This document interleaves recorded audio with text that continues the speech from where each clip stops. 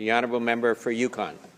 Thank you, Mr. Speaker, and it's my pleasure to rise today to speak in support of Bill C-51, the Anti-Terrorism Act 2015. Mr. Speaker, first and foremost, my support for the bill is driven by one single overarching principle. The international jihadist movement has declared war on Canada. Mr. Speaker, in the bill, I think the preamble sets something out that's important to note. And I'll read directly from Bill C-51. The preamble and portion states, whereas activities that undermine the security of Canada are often carried out in a clandestine, deceptive, or hostile manner, are increasingly global, complex, and sophisticated, and often emerge and evolve rapidly.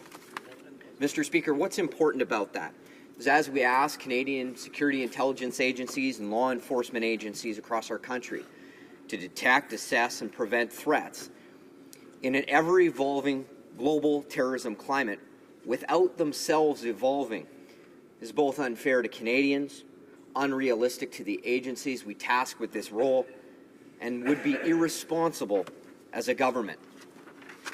Mr. Speaker, information sharing can provide critical and otherwise unrecognizable links to exclude or include certain individuals, activities, or groups that could pose a threat to the security of Canada.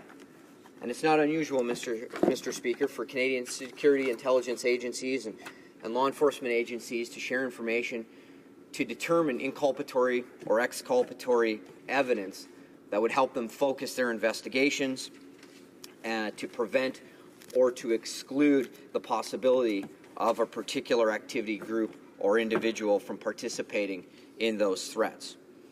We've put forward measures now to protect Canadians against the jihadist terrorists, as I have said, Mr. Speaker, who have clearly waged a war on Canada.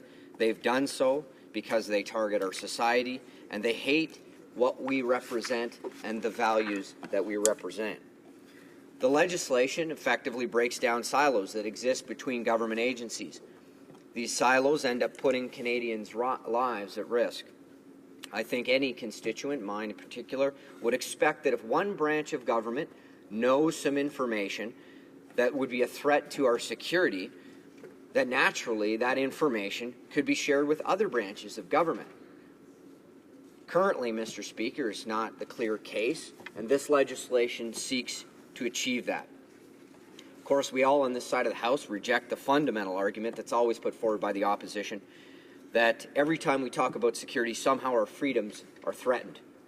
We understand that freedom and security goes hand in hand, and that Canadians expect us as parliamentarians to protect both.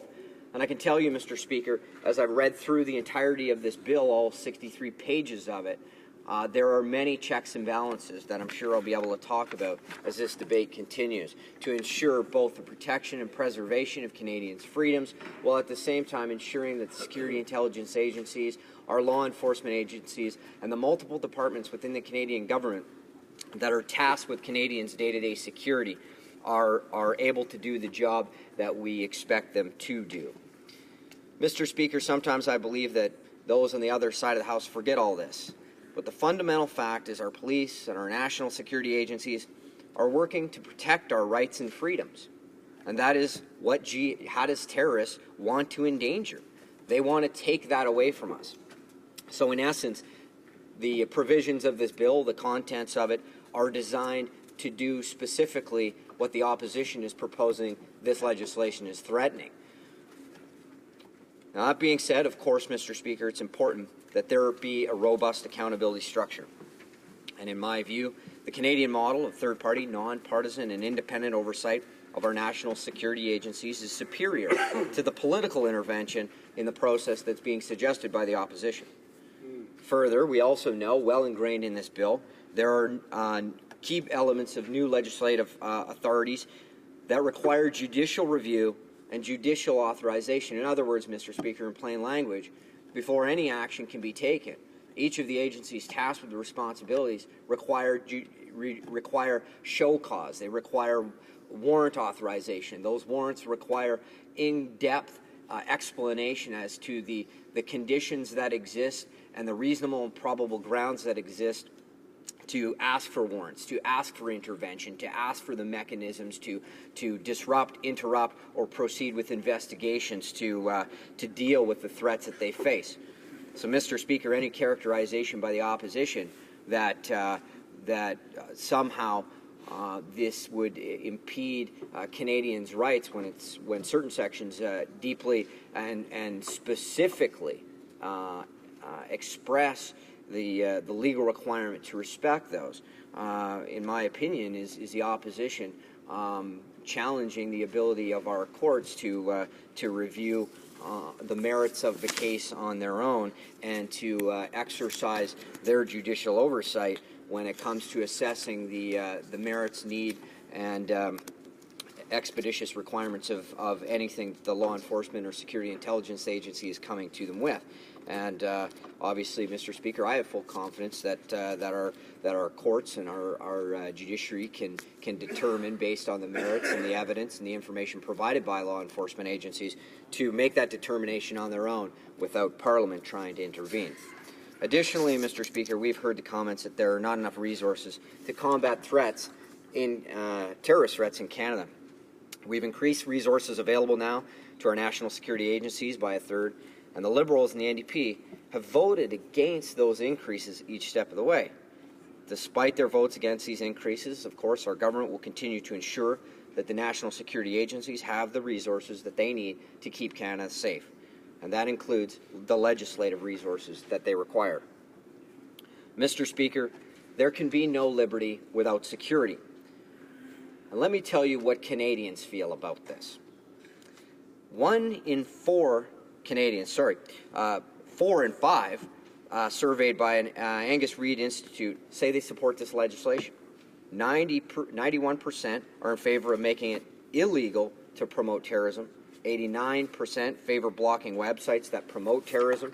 87% support making it easier for law enforcement agencies to add a terrorist suspect's name to an airline's no-fly list. 80% favor extending the length of time of a terrorism suspect can be detained without charges from 7 days to 7 days from 3 days. 81% support giving government departments the authority to share private information, such as passport applications or commercial data, with law enforcement agencies. So, Mr. Speaker, this is fairly clear that Canadians are understanding this legislation. Canadians understand the threats that we face. Canadians understand the roles of law enforcement agencies and security intelligence information. Canadians understand the gaps that currently exist, and Canadians understand the measures that we're taking to fill those gaps and to allow Canadians, to allow those agencies, to allow the groups and organizations that work with those agencies an opportunity to engage in this battle without one hand tied behind their back. Like I said in my introductory remarks, Mr. Speaker, it's both unfair, it's unreasonable, and it's irresponsible for us to expect law enforcement agencies and security intelligence agencies in this country to fight an evolving global terrorism threat without themselves evolving. That makes no sense. We're effectively asking them to not utilize all the tools and resources that the terrorists are able to utilize in terms of access to information. We're asking them to operate 2 steps behind in a world that's continually changing, rapidly, effectively, and efficiently, and harmfully, not only to our nation, but to other nations. So, Mr. Speaker, it's incumbent upon us to make sure that we are providing our security intelligence and law enforcement agencies with these tools. And as I've said, Mr. Speaker, and contained within this bill are the necessary protections and preservations of Canadians' freedoms, respecting the Canadian Charter of Rights and Freedoms, respecting judicial oversight and review, putting in 3 and 4 stages of checks and balances that are contained within this legislation. Mr. Speaker, without reading through the entire bill itself back to Canadians, I can say with the utmost of confidence I think this piece of legislation has struck the right balance between allowing our law enforcement and security agencies to do the job we expect them to do, while at the same time ensuring the privacy, the protection, the freedoms that we here in this country enjoy and deeply respect, and what our ultimate aim to protect is. So I thank you for your time, Mr. Speaker, and look forward to any questions the honourable members of this House may have of me. Questions and comments? Questions et commentaires. L'honorable député. The honourable member for Algoma, Manitoulin, Kapuskasing. Speaker, and geez, you know, we had the previous speaker on the government side talk about fear-mongering. It is them that are doing fear-mongering, Mr. Speaker. And now we have this gentleman here, this colleague here, talking about the fight evolving on global terrorism threats, and that they need to evolve as well. What they need is dollars to use the current legislations that are already in place, and they can only do that if they have enough staffing in place, Mr. Speaker.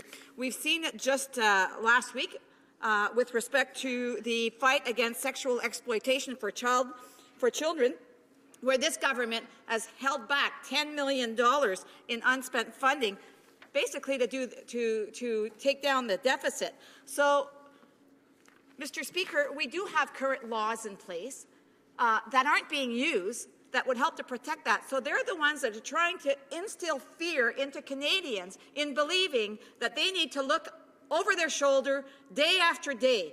That is wrong. What we should be doing is ensuring that our RCMPs and our police officers have the right tools, and the right tools is some dollars. So the Department of Public Safety has seen a total of $688 million in cuts over the past 3 consecutive years. Does this colleague not believe that these cuts by this government are negatively impacting our public safety agencies' ability to conduct their work and keep Canadians safe? Honourable member for Yukon. Well, thank you, Mr. Speaker. And as I mentioned in my introductory remarks, our government has increased investments to the Canadian Security Intelligence Agency. We continue to invest. In fact, if we talk about that's one piece of it. We can also talk about frontline law enforcement agencies, where it was our government that brought in things like the Police Officer Recruitment Fund and actually doubled and tripled the number of RCMP officers that were coming out of the Royal Canadian Mounted Police. I recall back in the day, 1998, when the Liberal government actually cut the funds to that. And I was in depot when they closed it down. There were no frontline police officers coming out at that time. It's been our government that brought forward police officer recruitment, put more law enforcement officers on the front lines, more in our communities, and guess who voted against that? The opposition. So, Mr. Speaker, it's not just financial resources that are going to allow law enforcement officers to do the job they need to do. They need the legislative tools. They also need to know, and Canadians need to know, that there are consequences to actions that people take. So coincidentally, Mr. Speaker, not only are we giving law enforcement agencies the tools to do their jobs, we're providing consequences for the judiciary to consider when people are actually convicted of this. But guess what? Once again, the opposition votes against that. They think having law enforcement running around this community in great numbers, not enforcing laws with any tools, or not actually having any consequence for action is public safety. That is not at all. It is a total package, and a package they never support.